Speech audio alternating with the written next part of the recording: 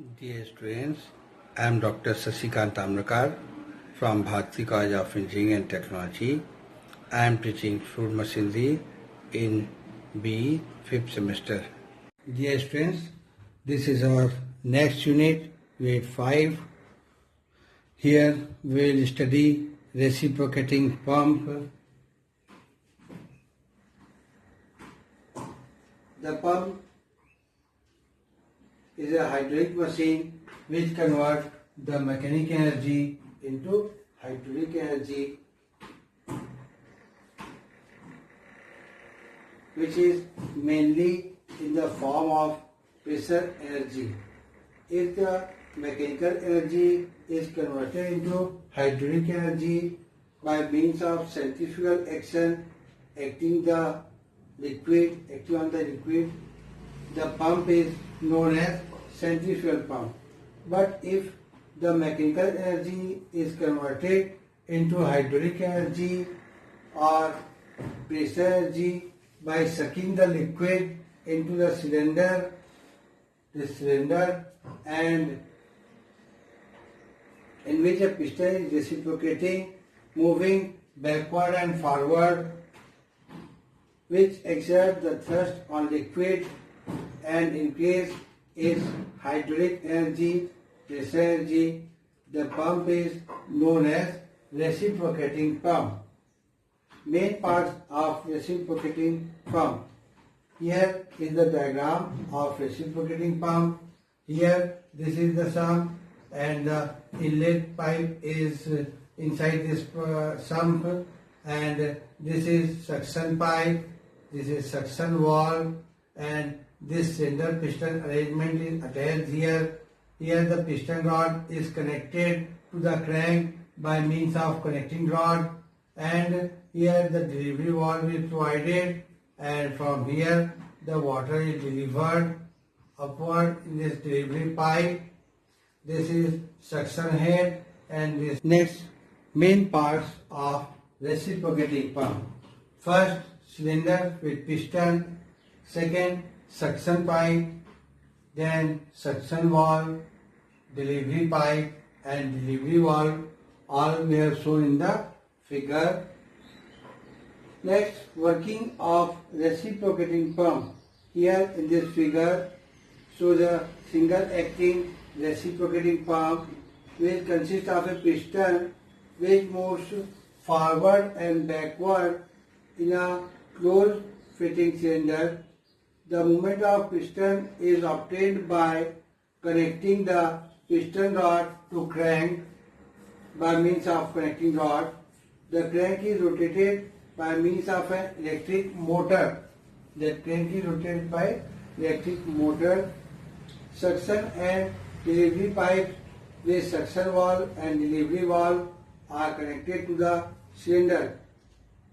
The suction and delivery valves are one-way valve or non-return valve.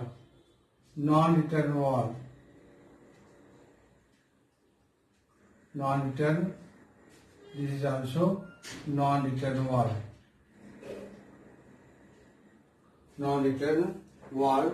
Which allow the water to flow in one direction only, that is upward direction only. Suction valve allow water from suction pipe to cylinder, which delivery valve allow water from cylinder to delivery pipe only. When crank starts rotating, the piston moves to and fro in the cylinder. When the crank is at A, the positions I have made here, and this is the angle theta.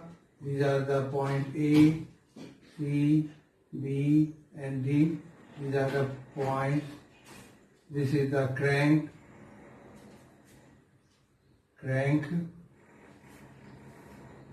So when the crank starts rotating, the piston moves to and fro in the cylinder. Piston is moving to and fro in direction in the cylinder. When the crank starts at point A, the piston is at the extreme left position of the cylinder. This point the piston is at the extreme left cylinder, and then the piston goes forward direction. So this comes from A to B point. From 0 theta equal to 0 to 180 degree, the piston is moving towards right in the cylinder. Here at 180 degree, piston moves to the right in the cylinder. So this is 0 to 180 degree. The piston is moving towards right in the cylinder. The movement of the piston towards right creates a partial vacuum in the cylinder. During this time, in the cylinder, there is a vacuum created, but on the surface of liquid in the sump, atmospheric pressure is acting, which is more than the pressure inside the cylinder. Thus the liquid is forced in the suction pipe from the sump. So the suction is created in the sump to the upward direction. This liquid opens the suction valve and enters the cylinder. When the crank starts rotating from C to A, that is from theta 180 to 360, the piston from its extreme right position starts moving to the left, and here now the suction valve is closed, that is one side valve, non-return valve. So the oil pressure goes in upward direction and the delivery valve opens. The liquid is forced into the delivery pipe and is raised to a required height. Now we have to calculate the discharge through the reciprocating pump. Here the D is the diameter of cylinder, A is area of cross section of piston or cylinder. Here we have to calculate the volume of water delivered in one revolution. Volume of water delivered in one revolution, that is equal to, or that is also called discharge of water in one revolution, that is area into length of stroke. Area into length of stroke. That is generally represented by A into L. Here L is length of stroke and that is also 2R, and area is pi by 4 D square cross sectional area. So number of revolution per second equal to number of revolution per second is equal to N by 60. So discharge of pump per second,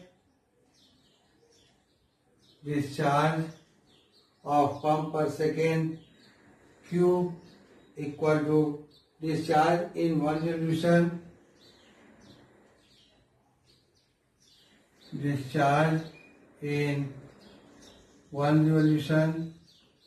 into number of revolution per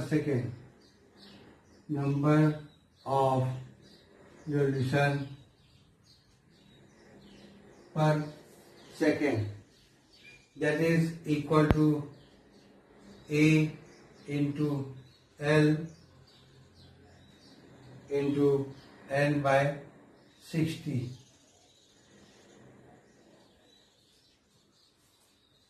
Now weight of water delivered per second, W equal to rho G Q.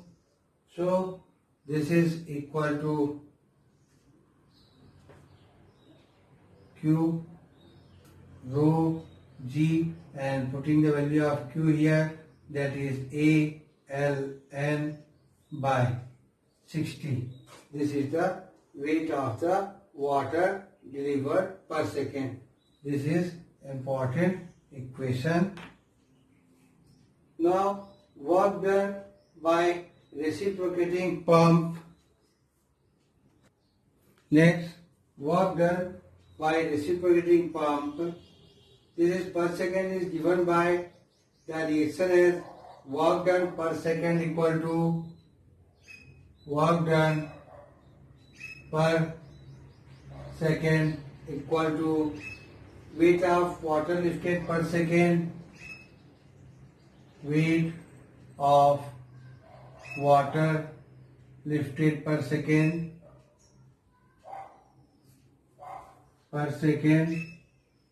into total height to which the water is lifted.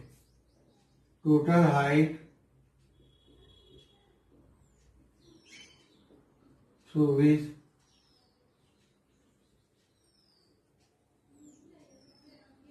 water is lifted. Water is lifted. Now, this work done is equal to W into HS plus HD. Total height is suction height plus delivery height. HS plus HD total height. And now W equal to rho G ALN by 60. ALN by 60. So work done per second. This is weight. This is weight. So work done per second equal to rho G. Putting the value of WT here. Rho G ALN by 60 into HS plus HD, suction height plus delivery height. So power required to drive the pump in kilowatt, power required to drive the pump in kilowatt, that is work done per second by 1000. Work done per second by 1000, that is in kilowatt. So this is rho G A ln by 60 into 1000 kilowatt in kilowatt. This is the calculation for power. Now next is discharge, work done, power required to drive a double acting pump.